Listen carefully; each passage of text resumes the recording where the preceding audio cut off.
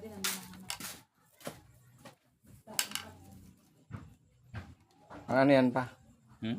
Pang ano yan? Mahuli tayo ng tulingan. Pantulingan.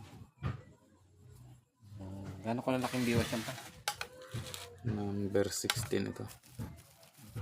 Biwas. May palaman na hose. Ayan. Wala na palang ibang pamayan pa, ganyan na lang. Lalagyan natin ng sparkler. Sparkler pa lang nilalagay dyan. Ano? Kaso lang, madilim na. Kaya malabo.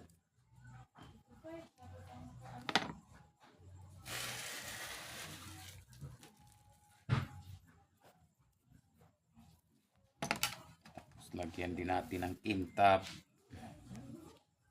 Para kingikid daw sa ilalim pala yan pa. Sabi